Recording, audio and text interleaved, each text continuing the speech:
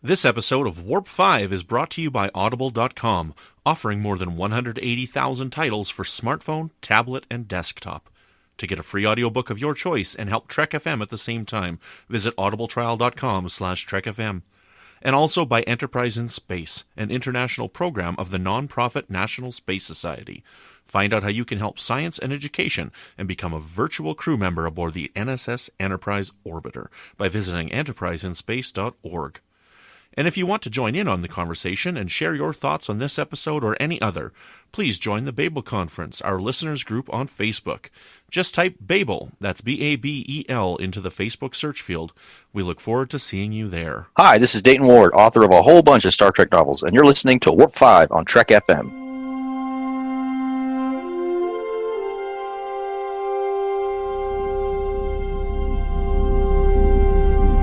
How we doing, Trip? Ready when you are. Prepare for warp. Course laid in, sir. Request permission to get underway.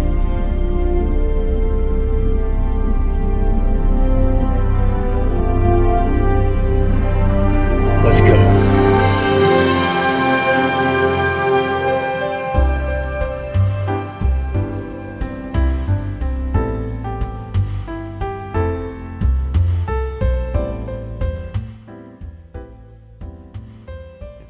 Welcome, Boomers, to another episode of Warp 5. I'm your host, Brandon-Shea Mutala, and joining me today are the wonderfully large-brained individuals, Brandi Jackola. How you doing, Brandi? Brains. I want brains. And Patrick, how are you doing? I can't make brains. Brains. Tapat. Just go with the Tapat thing. Tapat. Okay, Tapat. Yeah, it Tapat. fits. So. I'm going to have a drug addiction by the end of the episode. That's what's going on today. This is Trellium not a good addiction, day. not a drug addiction. Yeah, a Trellium it's addiction. the same thing. Brains. I'm going to be scratching and itching and trying to shoot up. It's really bad. Excellent. Well, we've got a very interesting episode for you today. We've already recorded it. It's a lot of fun. We have a wonderful guest today. His name is Keith R.A. DeCandido. You may have heard of him. He's a wonderful writer. He's got many books and short stories out there. He's written many Star Trek comics as well. And today we're going to be talking to him about zombies and pulp culture and a little bit about the episode Impulse from Season 3 of Star Trek Enterprise. And the reason why we invited Keith on is because he's recently written a short story in an anthology collection called Nights of the Living Dead, which are all new original stories based on the Night of the Living Dead, edited by Jonathan Mayberry and George Romero. And, you know, he's Star Trek and he's a zombie guy, so why not have him on to talk about zombies and Star Trek? Makes sense to me. So, but before we get into that, we've got a couple of iTunes reviews and some comments, some feedback from the last episode that was released. So, Brandi, can you believe this? We've got 2 more iTunes reviews. We do, and they're both 5-star reviews. Thank you very much. The first one is from Dennis Tremathick. I apologize if I said your name wrong, Dennis. And he gives us 5 stars. The review title is Miss Ya. I will miss you, Brandon, but the show is in good hands with Brandi and Patrick. I am enjoying the new show format. Well, I gotta say, Dennis, thank you so much for this, and just because of this review, I'm not going anywhere. Yep, he's staying. He's staying now. Look what you've done. That's Look, you got him to stay. You saved the show. Save the show. I think there might have been a miscommunication, Dennis. It's the edge that I left, not Warp 5, but I do appreciate it nonetheless. Unless you intended to put that over on the edge, but you did reference Brandi and Patrick, so yes, I'm not too. going anywhere. And we're all the better for it. Sorry, what was that, Patrick? I'm over there, too.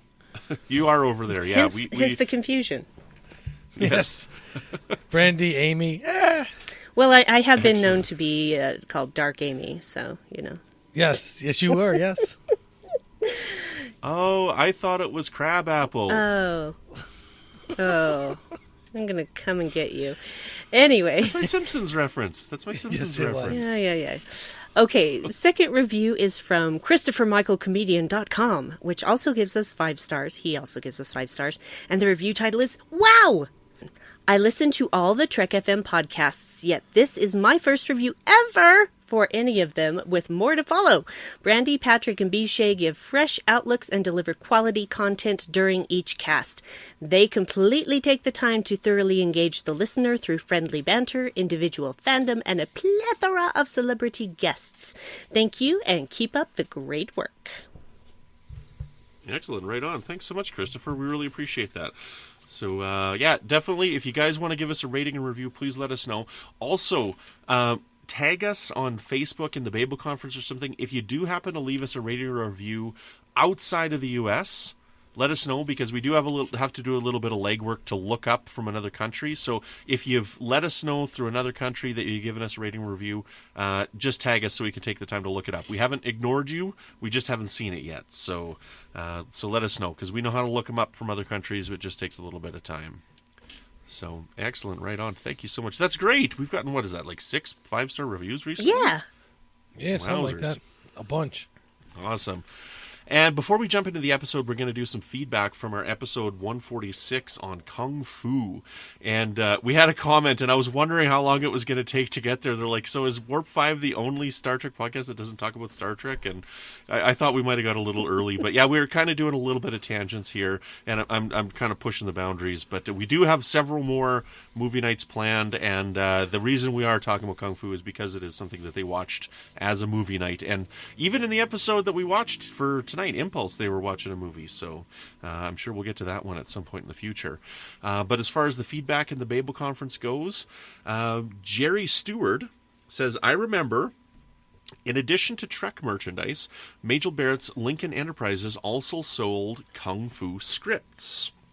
I didn't know that. That's pretty cool. That is very interesting. Emily Barth says, just want to say that there certainly are sand dune deserts in the U.S. Southwest. The most famous example is White Sands National Monument in New Mexico. For another visual, I believe the Stargate movie was filmed in Arizona, and it's a Sahara look-alike. This is significantly south of the Transcontinental Railroad that met at Pikes Peak, but it could have been the Southern Pacific. I'm not an expert, just looking to set the record straight. And thank you for the podcast. You've got me heading into a Kung Fu marathon now. Awesome, well, right on. Awesome. That's great to know about the deserts in the southern states. I actually just recently watched the first Stargate movie with my daughter not that long ago, and I'm surprised that they would have filmed that in Arizona.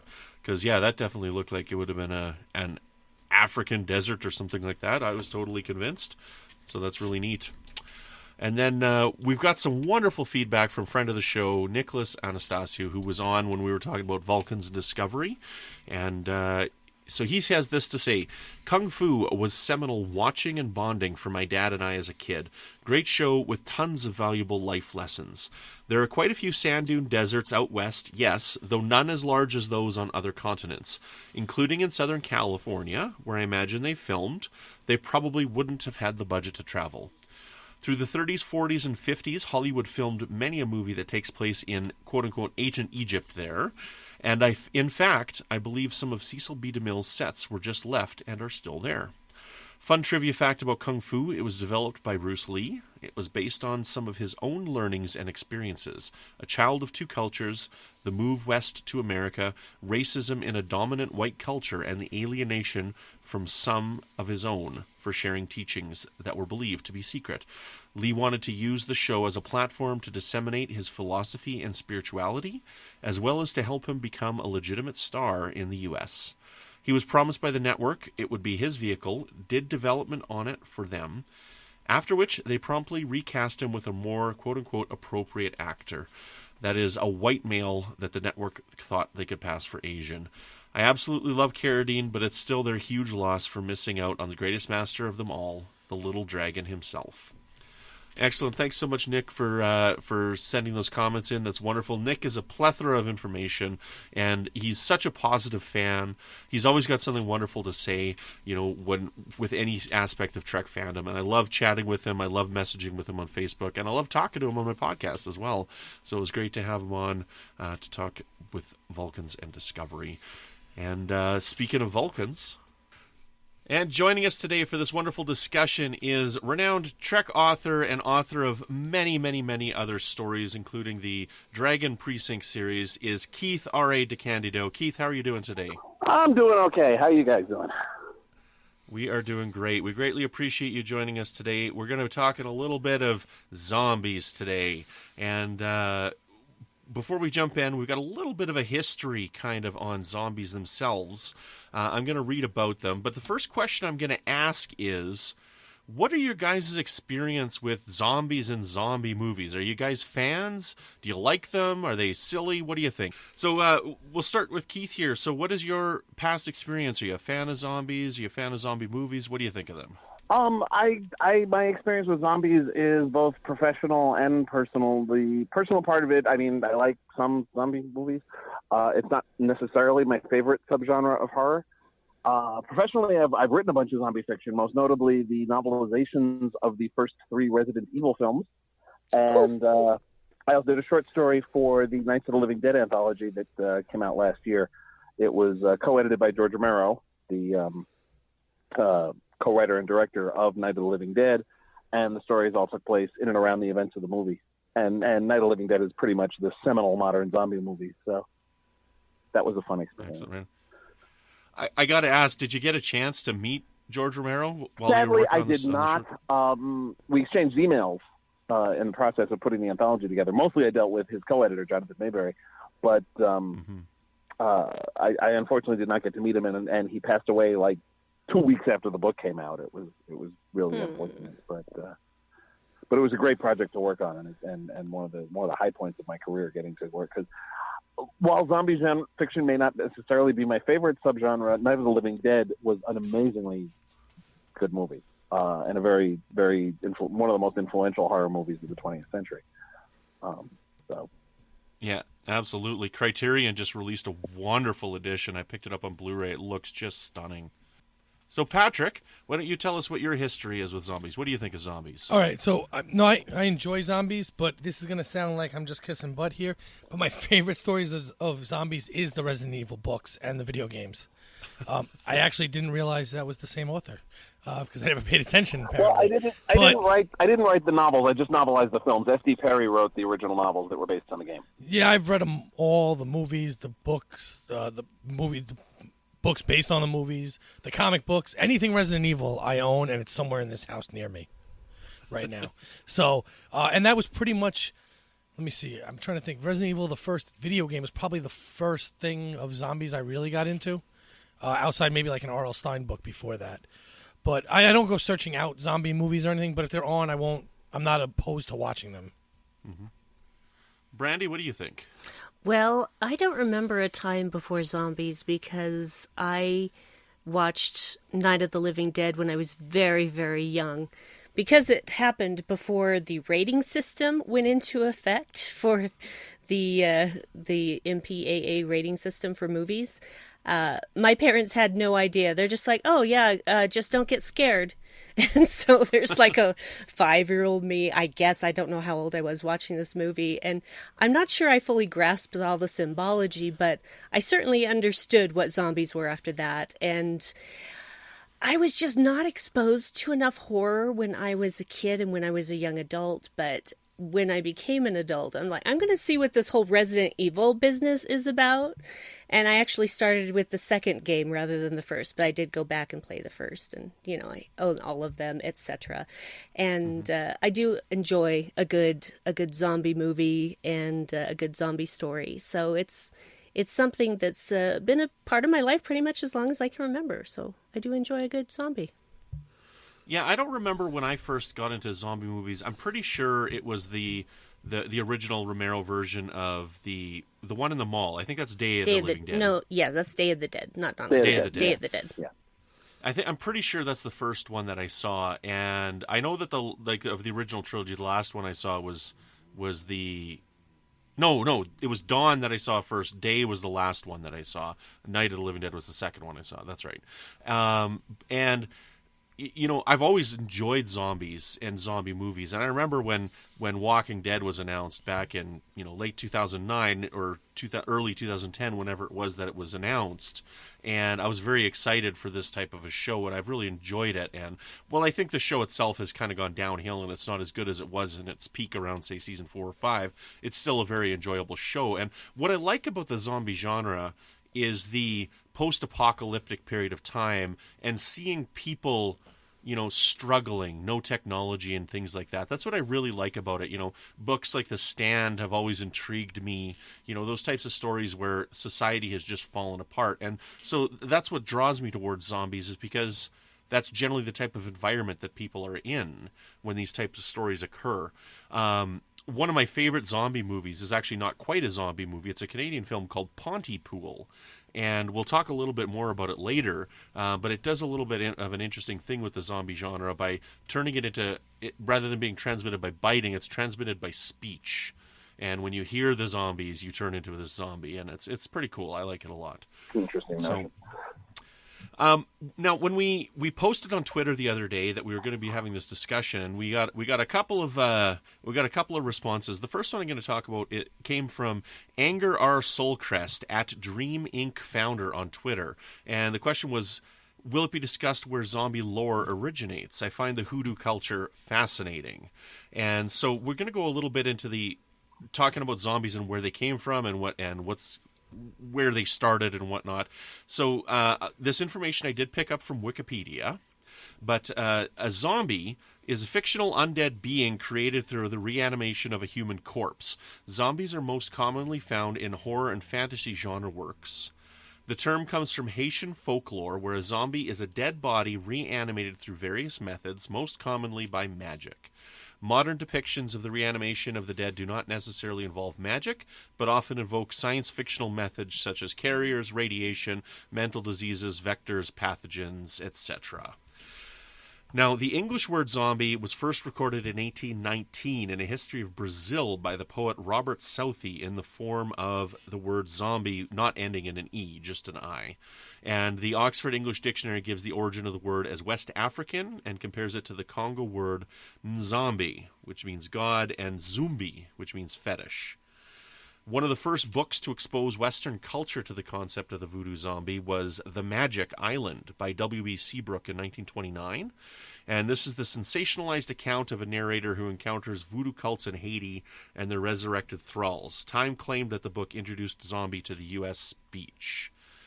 And then a little bit about Haitian tradition. So zombies are featured widely in Haitian rural folklore as dead persons physically revived by the act of necromancy of a bokor, a sorcerer or a witch. And the bokor is opposed by the Haungan, or priest, and the Mambo, or priestess of the formal voodoo religion. A zombie remains under the control of the bokor as a personal slave, having no will of its own. So that's a little bit of history of what zombies were. And we're going to jump in and talk a little bit about the first acknowledged instance of zombies in American film, which is a film called from 1932 called White Zombie, which is a pre-code horror film that was produced and directed by Victor Halperin. And this film stars Bela Lugosi. And in a nutshell, he's got zombies, but these zombies are very different than what we know of and what zombies have come to mean. And zombies have really changed over time, and how they're represented on television by basically eating living bodies and whatnot has been a changing development for these beings. And in White Zombie, they're basically just dead corpses that are walking around doing slave work for Bela Lugosi's character. So we've all watched this movie for part of our homework assignment. Keith, have you seen White Zombie? A long time ago I saw it. Mm-hmm. I do want to mention also that just something that this came up when I was working on Nights of the Living Dead. George Romero hated the word zombie and didn't think of his creatures as zombies. But yes, and it's one of the reasons why there's only some overlap between what we saw in Nights of the Living Dead and everything you just described from West African and Caribbean folklore. And because of that, the two, basically you kind of got, undead peanut butter and zombie chocolate, and you wound up with what everybody now thinks of as zombies, which is just the way pop culture tends to evolve. All it takes is one thing that people latch onto, and it becomes part of it.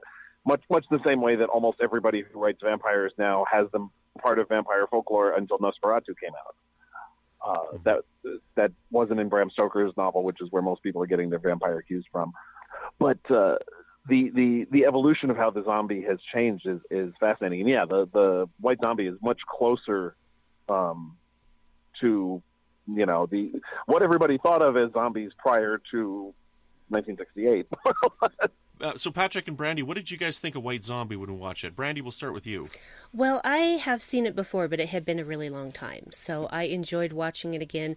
And I had forgotten how atmospheric it was. I really actually enjoyed that, and yet I also could not stop staring at the eyebrows of Bela Lugosi. It's like, oh my word, just comb up and trim a bit. I mean, I know they were fake. I know those weren't his real eyebrows, but I was just like, really? You made that choice? But it was more of the, original meaning of the zombie, putting someone dead under your control and them having no will of their own.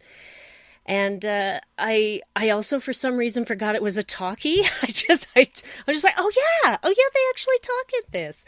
But I really enjoyed the movie. I love that the quote unquote bad guy who's not Bela Lugosi, who wants to marry, who wants Madeline for himself, he pays for his crimes, and he has his penance in the end. So I appreciated that.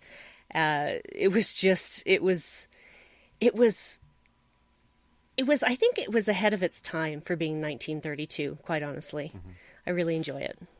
Yeah, it was a really good movie. I like that you point out that it was moody. That scene when we go into Bela Lugosi's whatever it is, and they're spinning that thing. Yeah, it's like a grist mill or something. Yeah, the sound that's going on in that is just so spooky.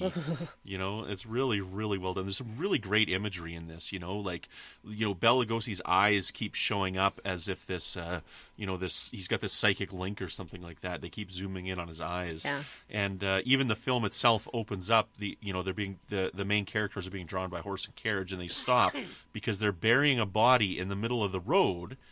Because there's so much grave robbing, they figure that no grave robbing will happen in a road because it's so busy with traffic that people would prevent them from stealing the bodies in the middle of the road. So they're burying people in the middle of a road, which is kind of interesting. Patrick, what are your thoughts on the film? So I had never seen it before, so I didn't know what to expect going in, and I found it. You actually stole some of my thunder. That scene where they're doing the mill, that is one of the spookiest scenes of television or movies I've ever seen. Yeah, it's really the way the music and everything else, or the sound, and everything else goes with it. It's really, really creepy. I did enjoy it. I just found it very odd that just how different of zombies were used before.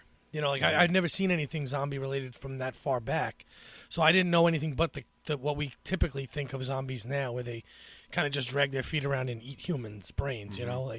That was my experience with all zombies before. So to see this, it was really, really different, and I really enjoyed it. It was just very different from what I would consider, a zombie before you showed me this movie. Mm-hmm. Now, I never got a chance to look into it, but I do want to mention it here. I wonder if there's any type of overlap between... There's another movie from around this time that was produced, I think it was produced by RKO. It was only like a short 30-minute film, but it was The Most Dangerous Game. And, a lot of it looked very similar, a similar feel to it. I don't know if it was the same director. I haven't had a chance to research it. But I really love these 1930s early horror films. They're really well done and really moody. And, it's interesting because the movie, it's so short. It's only 68 minutes long or something like that, right? And and it ends so abruptly. Like, spoilers, Bela Lugosi dies in the end and the movie's like done, right? So... Yeah, it's really kind of fascinating. But if you guys want to check it out, it's really neat. And this is really where the zombie culture in films started. But one of the really fascinating things about it is I looked up on Wikipedia as well, and there's well over 450 films, just movies, referenced that have been created since 1932. So this is obviously a very popular genre of films. And we're going to go back to talking a little bit about Romero here now, the Romero-verse, as we're kind of calling things nowadays. And, Keith, do you happen to know why George Romero didn't like the association of the zombie word to his creatures? He just didn't think they were zombies. He was just, he thought of them simply as undead creatures. the dead rising. Zombies to him were, creatures of voodoo magic, and there was no voodoo going on in his book. In his movie rather. It wasn't that he had any particular objection to zombies as such. It was just that's not what he was doing. It was simply a case of mislabeling. But it's a mislabeling that kind of stuck, and that's pretty much what people think of zombies now. So it wasn't anything particularly against it. He wasn't doing necessarily a supernatural story. Although it could have been. One of the things I like about Night of the Living Dead is that it doesn't really focus too much on why the dead are coming to life, because that's not really what the story is about. The story is about how the living people deal with it, which is, most zombie stories. What makes them interesting is not so much the zombies themselves as the people, for the most part. So excellent, right on. Now, while we're talking about the Romeroverse, Keith, I'd like to talk to you about your short story that you've written. So there was an anthology book that came out, I believe it was last year. Is that correct? Yeah, last summer. Last summer. So it's called Knights of the Living Dead, edited by Jonathan Mayberry and George Romero. And there's several stories in here that are based on the Night of the Living Dead movie and series of movies that were created by George Romero. Well, they all are. And they kind of take, and they kind of take place at different times. Like some of them seem to be modern stories that take place now. And it's interesting the way Romero viewed the movie as it takes place the day after tomorrow. That was his attitude on it. Because when he made the sequels, they all took place, at the time they were released, even though it was supposed to be right after Night of the Living Dead. He viewed the story as more or less timeless, and we were instructed to not feel the need to constrain ourselves to the 1968 time frame. From my own perspective, this was kind of annoying because I really wanted to set my story in 1968. It's like I emailed John and it's like, but my whole story only really works if it's still the late 60s. And he's like, no, it's fine. Because that was what was interesting to me. Part of what is fascinating about Night of the Living Dead to me is, the dynamics of, race relations and sex relations and gender relations and, class relations in that particular time period. Plus, there's certain elements of the movie that pretty much, they remade the movie in 1990 and it still worked, but once you get into the late 90s and the 21st century, the whole movie kind of falls apart once you have cell phones and the internet. But yeah, so that was what was behind that. It was Romero's feeling that the story, and he's not wrong, is that the story is more or less timeless, and it freed up the authors to pretty much, pick and choose when they wanted to take place. We could do period pieces if we want to, but we didn't have to. And that, if nothing else, led to a greater variety of stories, which I think served the anthology better. When you're given an assignment like this, how do you approach it? Do they put a bug in your ear and say, I want you to tell this type of story, or do they just say, we want you to write a story in this universe? Because in this case, it was just the latter. It was just Jonathan and George Romero went to a whole bunch of people who'd written zombie fiction and said, we want you to write a story that ties into Night of the Living Dead. That, basically stories that take place, simultaneous with the movie. What else was going on in the world while this movie was going on? And some of them went a little further afield than that. Some didn't. But all of them were just looking at, other things that were happening. We know how the zombie outbreak or the undead outbreak affected this one group of people in Western Pennsylvania. How did it affect other people elsewhere? So that was, expanding out that storyline to how various different pieces of humanity would deal with it. In my particular case, what struck me was, okay, what was this like for the people reporting on it? Because we saw them watching, news stories in the movie. So that's what I latched on to. So now your story here, so it's about a news reporter, and he's it's interesting because it's not just about the zombies, it's about this person as well, yeah, and his relationship that he's got with his family, because he's a Jewish man, but he doesn't want to be associated as being a Jewish, so he's changed his last name a little bit, and to help get him out there more and not have racism against him or prejudice against him. Yeah, because that was a thing in 1968. Still is to some degree, unfortunately, but more aggressively so then. Yeah, it was extremely commonplace, especially for people whose names were going to be out in the public as a TV reporter would be, for people of almost any ethnicity that had a multisyllabic name or something that gave any hint of Judaism to not make it obvious that they were Jewish, because it made their lives easier to do that. And that, like I said, the zombies or undead or whatever we call them, they themselves aren't necessarily that interesting, but what's interesting is how the dead coming back to life would affect the people who are still living. And in particular, I wanted to play around with something, because one of the things in the movie they said was you must cremate dead bodies right away. The Jewish religion forbids cremation. Where do you draw that line? How does,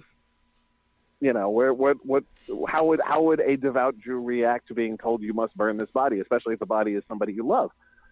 And so that's what I wanted to, take a look at. I like writing period pieces. I like, looking into the past and immersing myself in that era and looking at how things have changed and how things have stayed the same.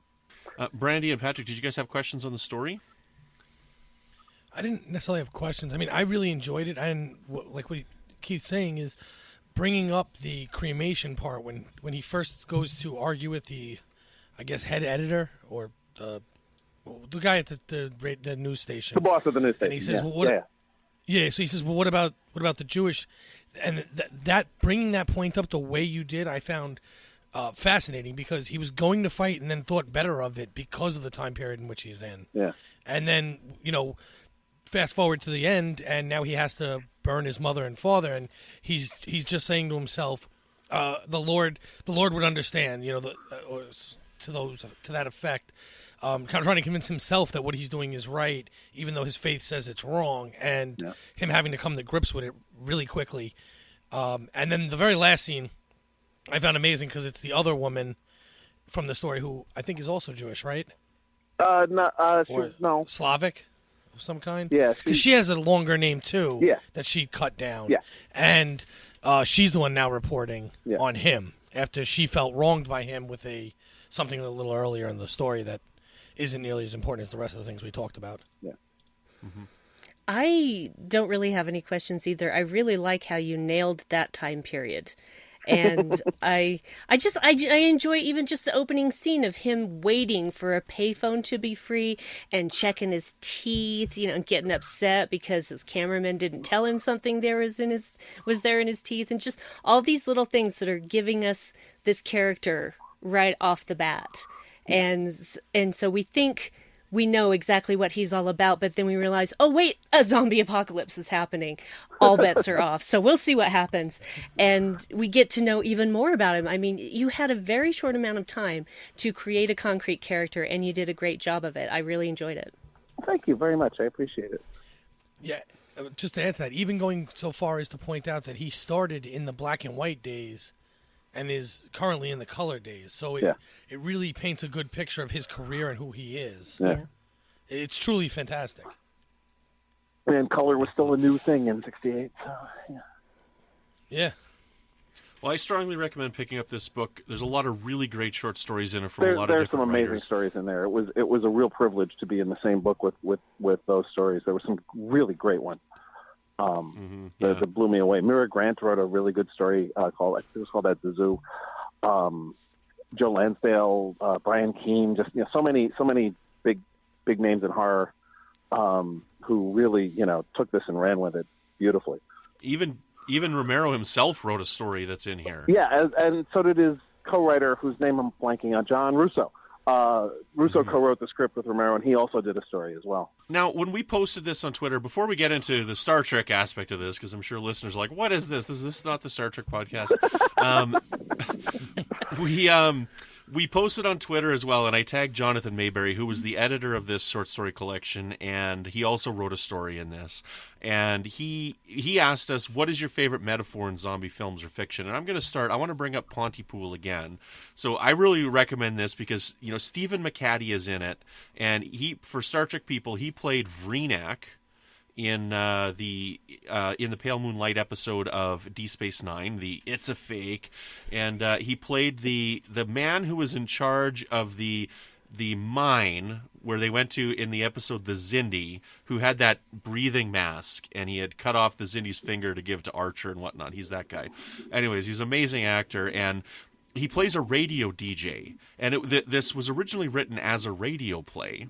And so this radio DJ is interacting with people, outside. They're calling into the radio station and whatnot. And this zombie plague is basically transmitted by sound and by speech. And, so for me, this is almost my favorite zombie metaphor in that listening to other people can turn you into a mindless zombie because of, people's opinions and not checking your facts and whatnot. So for me, Pontypool is one of my favorite zombie type films that has some type of a metaphor in it for, social media and interaction with people in this day and age. So I'll turn Jonathan Mayberry's question back to you guys here. Keith, we'll start with you. What's your favorite metaphor in zombie films or fiction? Oh, God. I was hoping you wouldn't start with me. I don't know. I like I said, it's I can come back. It's just in general the way it's been used as a cautionary tale in much the same way as Frankenstein was in its own way of messing about with things we're not supposed to that we're not ready to mess about with yet. But ask someone else. Patrick, what do you think? What's your favorite metaphor in zombie films or fiction? So I think, mine would probably be similar in that it is a cautionary tale of if we push too hard too quickly and don't go through the right channels, you can end up with some major mess up. And that's kind of the way Resident Evil was. I keep going back to that because that is still my favorite of all zombies. But even if you go back to the very first video game, the whole point of that was there was a research facility.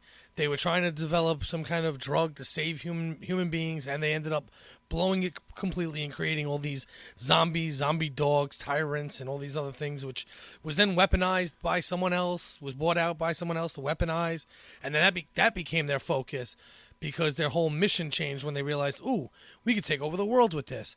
And then the first team runs in, they all die because they don't pay attention, they just kind of blindly follow in, right? And they all become zombies or dead.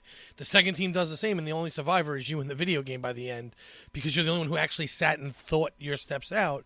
And I think that's the best part of zombie movies is that if you don't take a step back and actually think and try and rationalize what's going on in a completely irrational world at this point, you're doomed to just become one of them, a mindless zombie who's going to eat brains or whatever you do. Brandi? Well, I have a couple of ways I can go with this, but I'm going to go with consumerism because I worked at a toy store for 3 Christmases in a row. I'm so and sorry. There is nothing like, thank you. I survived and I'm a better person for it. And there is nothing like seeing a flood of people at 5 a.m. the day after Thanksgiving, having been told what their kids need for Christmas, and just descending like a bunch of zombies fighting over a piece of meat. It's unreal. If you've never actually been at a store at that point, either on the other side of the counter or in a crowd, you can't know what it's like until you've experienced it. And for that reason, some of my favorite zombie things are, I love Day of the Dead because it takes place mostly in a mall. And then, of course, there are the Dead Rising video games, which the very first one takes place completely in a mall. Just one entire mall. And in Dead Rising 4, you go back to that same character and you end up in a situation again where you get to go through the whole town, but there's a lot going on at the mall again. I'm just like, yeah. Consumerism, just let people keep telling you what it is you need and then going and buying it. Don't think for yourself. Just go with what the public thinks. So that's one of my favorites. I think mostly what I like we'll about... be right back after this commercial break. Do you go to bed at night and are tired? Do you wake up feeling tired or restful? No, I'm sorry. Sorry, you were saying something, Keith. I apologize. We interrupted you. We're not actually going to commercial. Okay, I got confused there for a minute. The thing just in general, and it's not, it's something that you generally see in most fiction of this type, is that it brings out either the best or the worst in humanity. This sort of thing is a crucible that boils away a lot of people's personalities down to its essence, where you wind up with, either everybody involved is either, a hero or a villain, and there's not much room for shades of gray a lot of times because you're trying to survive. I'm thinking in particular of, like in Resident Evil, pretty much anybody who works for the Umbrella Corporation, or Christopher Eccleston's character in 28 Days Later, or and the flip side of it would be characters like the lead in Night of the Living Dead, or jumping back to Resident Evil again, the character of Alice in those movies, who was basically a corporate security person who got sucked into this mostly because she was going to turn in the bad guys and got stuck in the middle of this nonsense.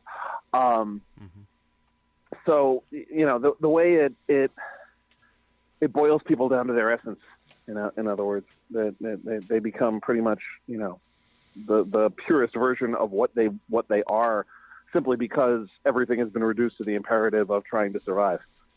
You even see that in The Walking Dead. I mean, one of the reasons why I stopped watching The Walking Dead, I didn't really last past the first season on Walking Dead, mostly because I thought the people were all idiots.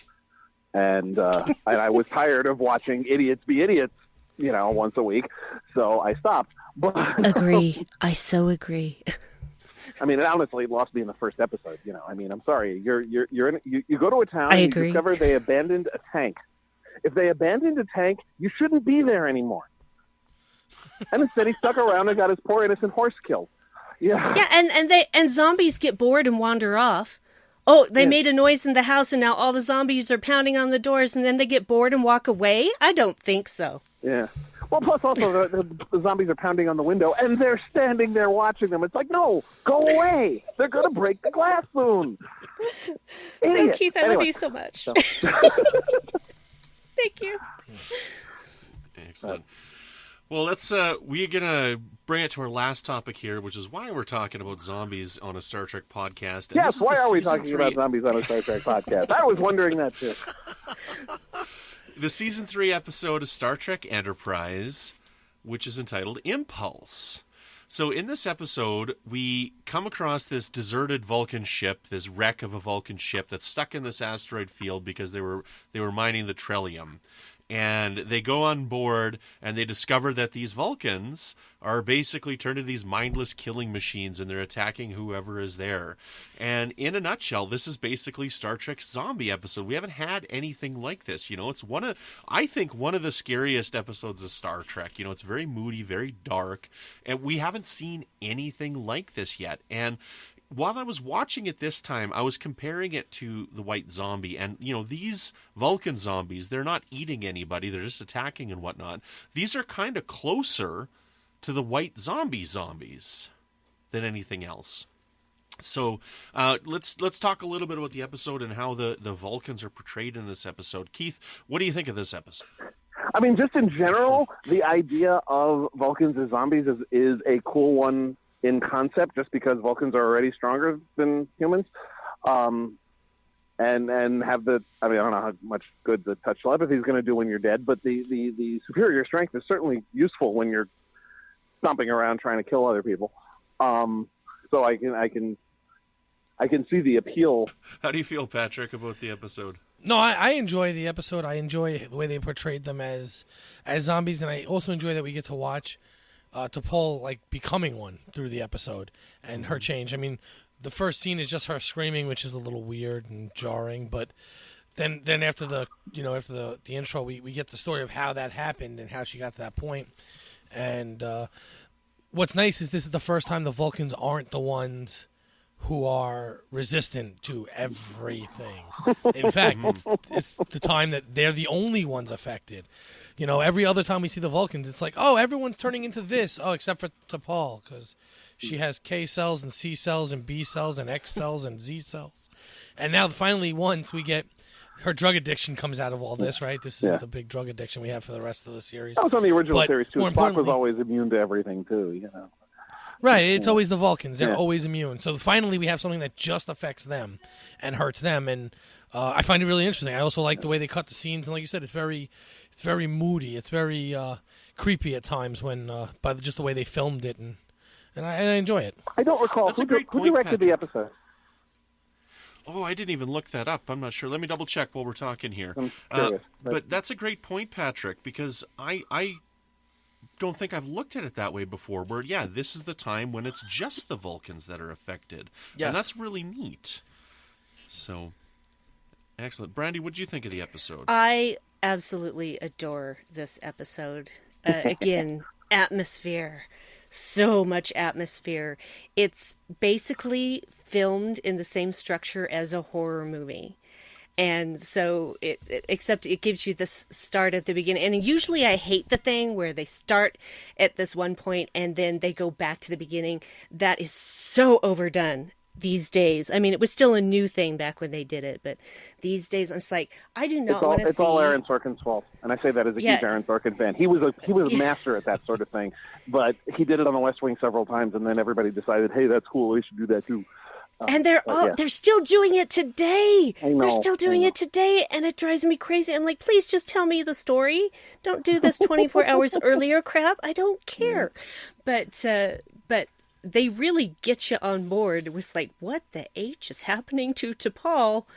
And then they show us from the beginning how this all starts. And once they get on that Vulcan ship, it's horror movie all the way after that. And I love how frightening it is. I love how scary those Vulcans are, because what I see in this case, instead of the people being boiled down to their base setting, it's the Vulcans that have been boiled down to basically what they used to be, which is just violent. They're just violent for violence sake. And they're trying to take out anyone else who is not them. Or so it seems. We don't really know their motivations of what they're even trying to do at that point. Do they even know anymore? Or are their brains just all too far gone? And then to have one of their own start to break down and have this problem, almost as if you've got somebody who's been bitten by a zombie and now is a carrier, and they're transforming, and you don't want to give up on them, and it's intense, and I love it. To answer your question there, Keith, it was David Livingston that directed this episode. Okay. He was an excellent director. I'm just thinking back, because Star Trek doesn't go into the horror well very often. I can only think of two other examples off the top of my head. Like Cat's Paw. Cat's Paw, the original series, which was terrible, and Genesis on Next Generation, which was even more terrible. Although Genesis at least had the atmospherics down. It's interesting. It's the only episode of anything actually that Gates McFadden directed. It was a directorial debut and her directorial swan song at the same time. And she did an amazing job. It would have been great if she could have directed, a good script. But the only way in which Genesis worked was in the atmospherics. It was in how it felt. The visuals were superb. It was lipstick on a pig in that particular case, because Genesis is one of the most embarrassingly bad episodes of Next Generation. But at least it looked cool. Cat's Paw didn't even look cool. But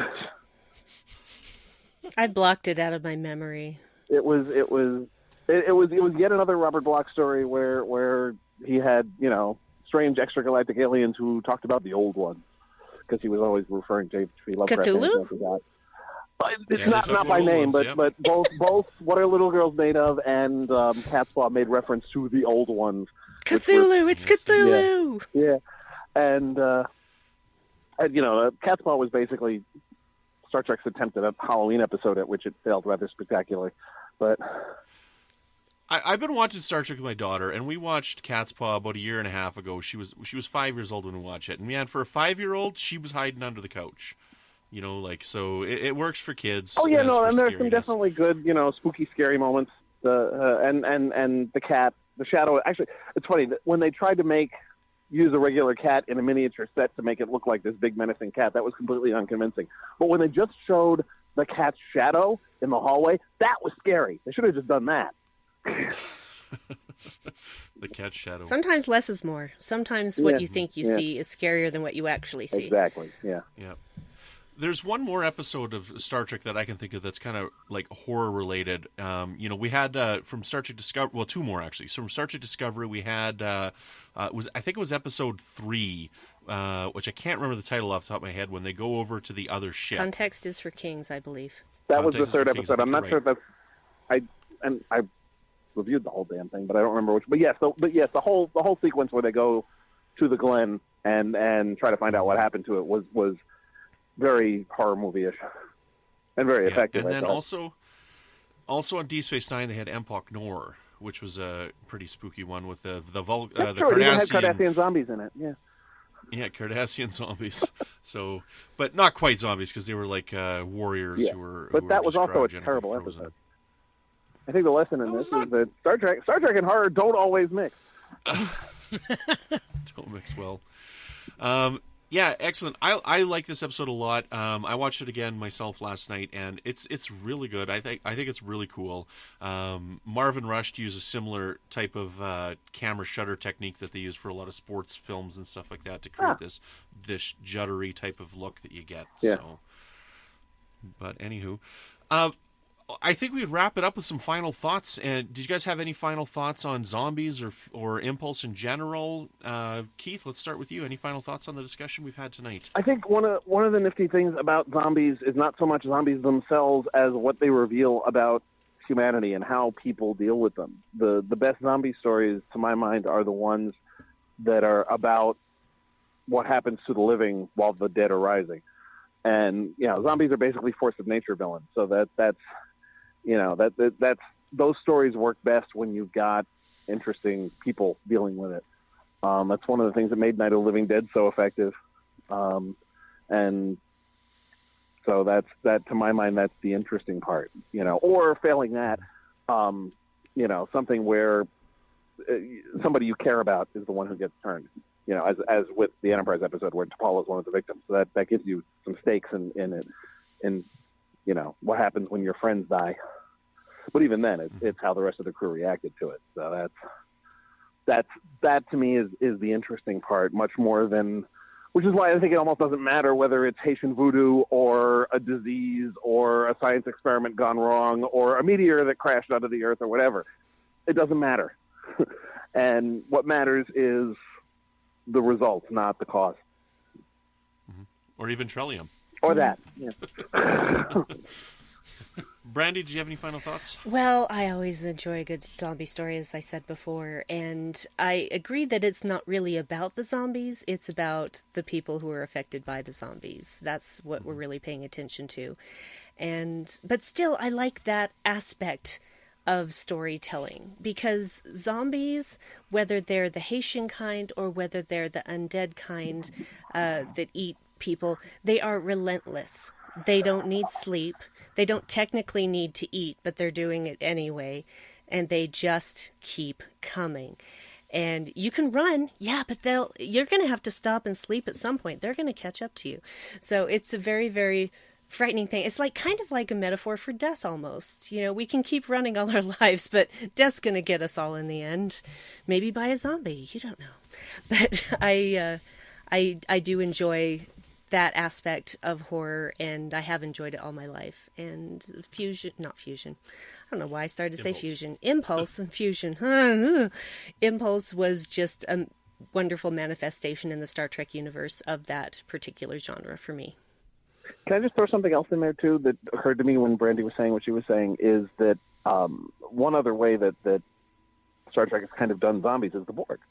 The Borg are, in many ways, kind of zombie-like. And what made me think of it was what Brandi had just said about them being relentless reminded me of Q's speech in Q Who that introduced the Borg.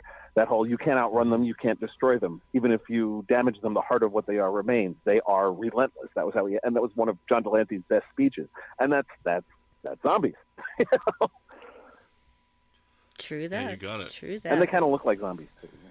They do. That pale skin, dead stare, no will of their own. Talking in monotone.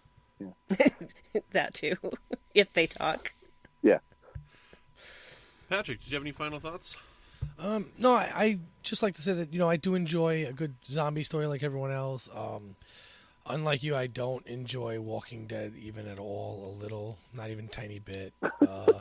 I did enjoy the comic books a lot. The TV adaptation was terrible.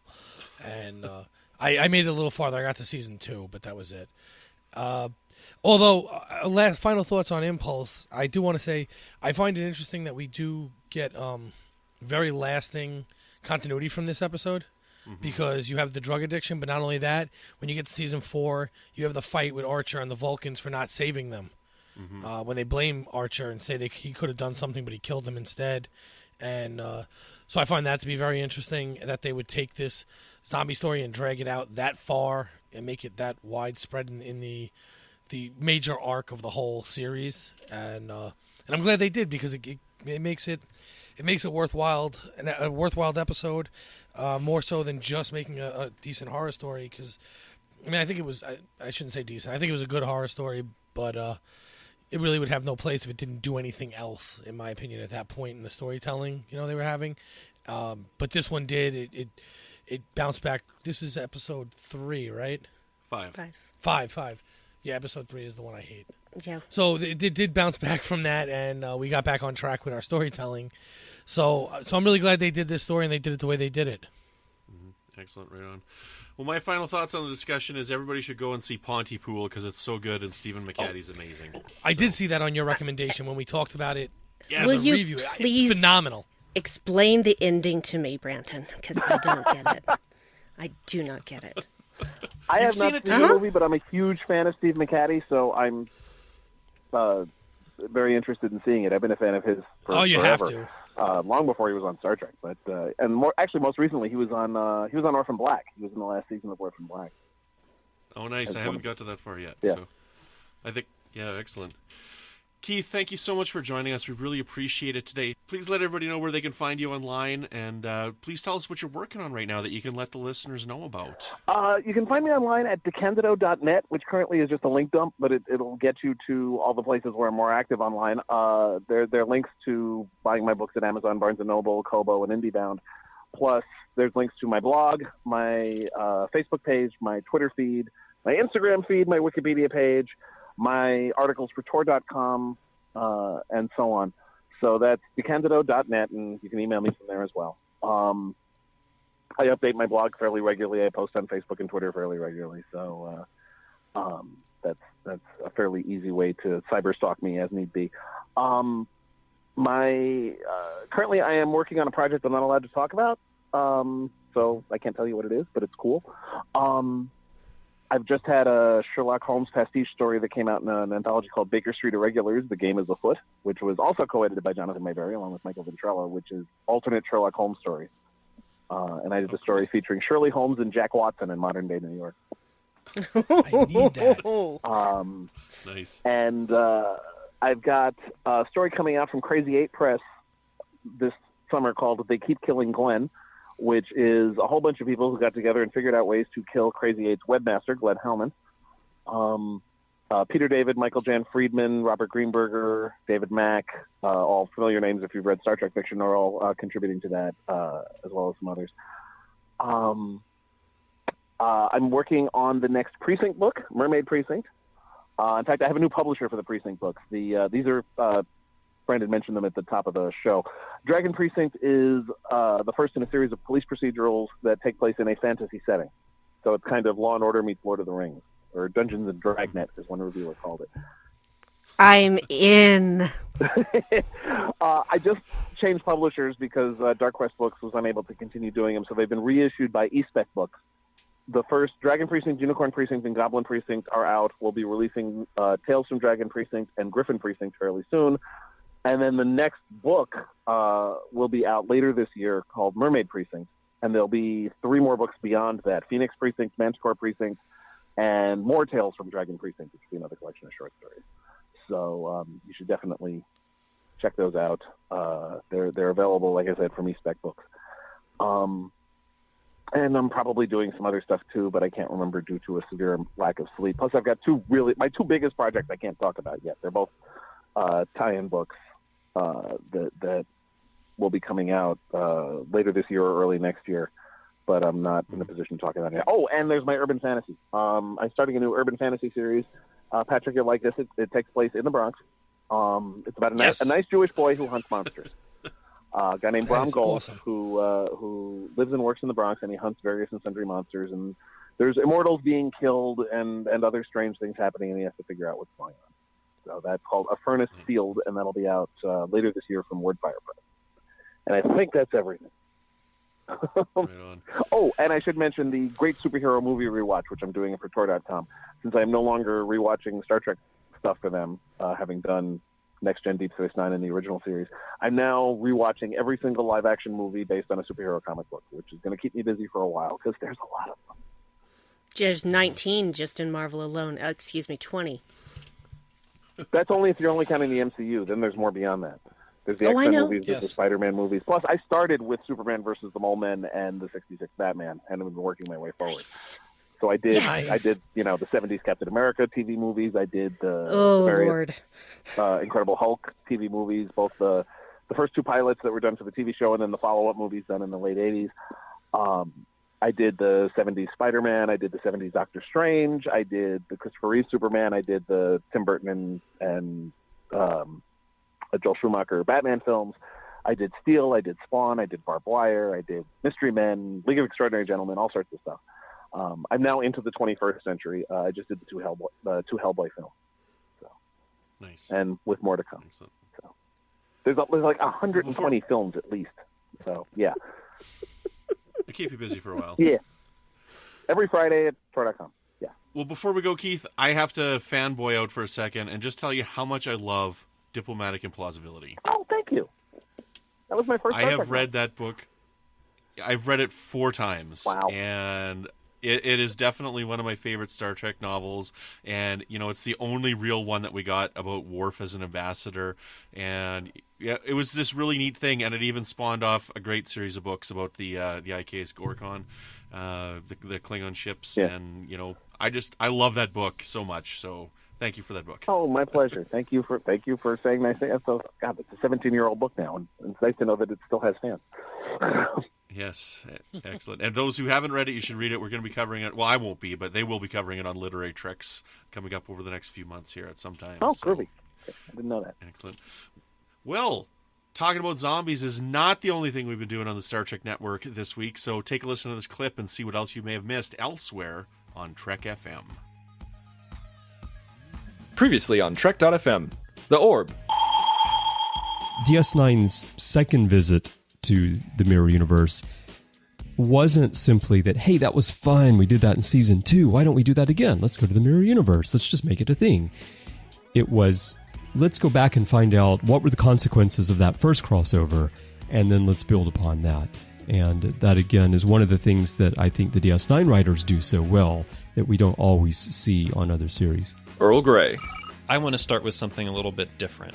The first thing I want to start with is to go around and ask everybody something that they love about Nemesis.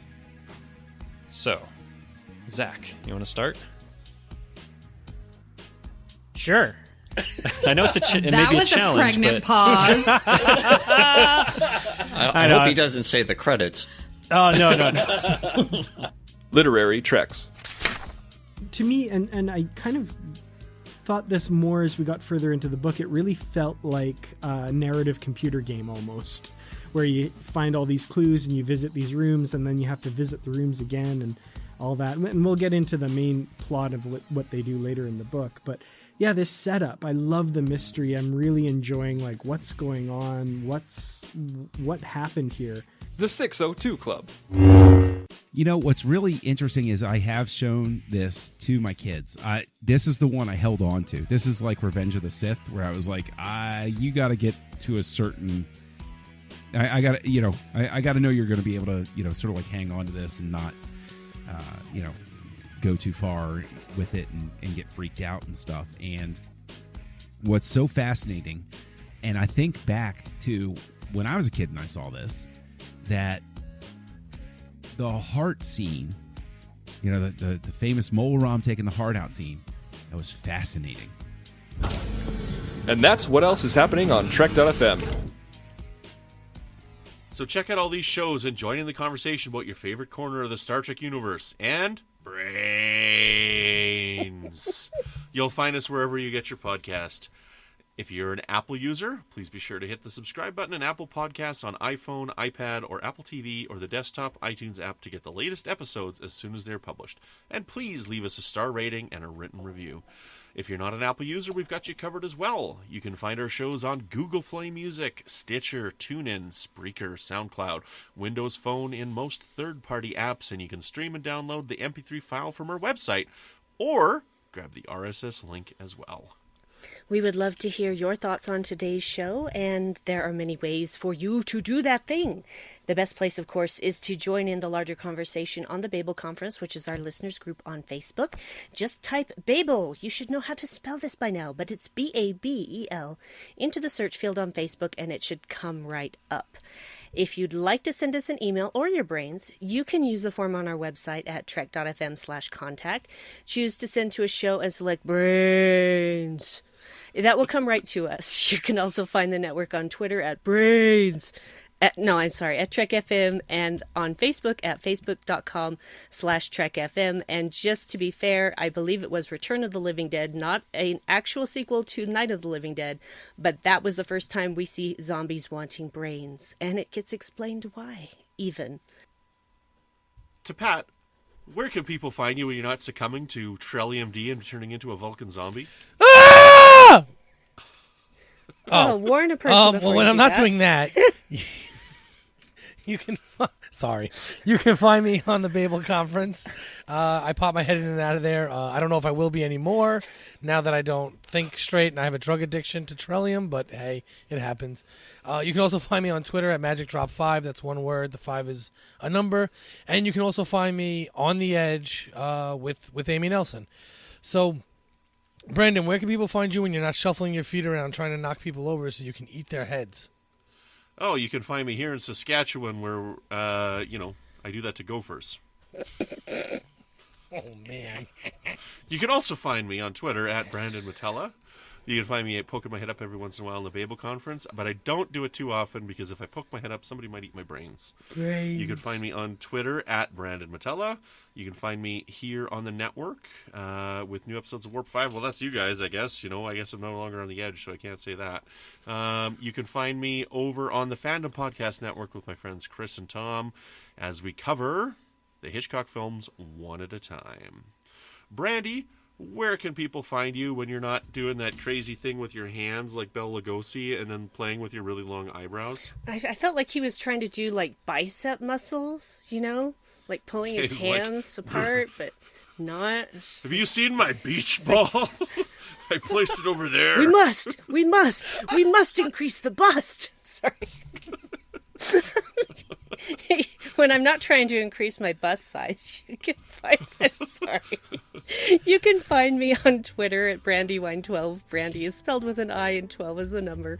You could also find me on the Babel Conference from time to time, swimming like a shark under the water, and sometimes if you see my fin, you better run. I'm just kidding. And you will also hear me from time to time popping up on the 602 Club. I am an extremely enthusiastic nerd about many things. And also I do a podcast. Nerd. Thank you. Also I do a podcast with my dear husband Dave called the Dark Corner Podcast, which you can find at darkcornerpodcast.com. We have our own subdomain now and page and everything. And we talk about pop culture from the darker side of life. And there is colorful metaphor edge going on. Metaphor edge? That's not a word. I don't care. Anyway. People going out there and like chopping down metaphors. Or foraging for metaphors. I don't know. Yeah, right. So they're throwing them in a wagon and bringing them back to town. Oh, What's man. going We on? need more metaphors. We're running out. Get back out to that forest. So sorry. Well. Rails off. Gone. Whew. So, if you'd like to help us keep all our shows coming to you each week, you can become a patron on the network at Patreon. Visit patreon.com/TrekFM. That's patreon.com/TrekFM to get all the details. Perks include include? Perks include early access to episodes, exclusive content, producer credits, and more. Available through our special patrons website, Patron Zone. It requires a great deal of money to produce, host, and distribute these shows each month, especially with all the extra rails we lay out on this show. So, there's that. We really appreciate any support you can give us and hope you'll join the team. Again, you'll find all the details at patreon.com/TrekFM. And you know what else it takes to run this network? What? Brains. And you know who's got wonderfully delicious brains? Oh, tell us I want I brains. bet you we have a list of people that have them. I got a list of delicious brains here. These have great brains because they're smart enough to support Trek FM and keep us on the air, because we couldn't do it without them. We've got the wonderful Norman C. Lau, Floyd Dorsey, Mike Morrison, Tim Cooper, Justin Ozer, Mark Flassa, Joe Saltzman, and a big high five and a big dish of brains to our wonderful new AP, Chris Trebuzio. Thank you so much, Chris. We really appreciate your support, as well as to all of our other patrons. You can hear Chris on the last few patrons roundtables, so he's eagerly wanting to talk Star Trek with us, and we're going to have him on in a couple of episodes to talk about Season 4, Part 2 for our retrospective. Well, that's all we got. I'm a little hungry. I'm going to go find some brains. Until next time, keep calm and brain on. Brains.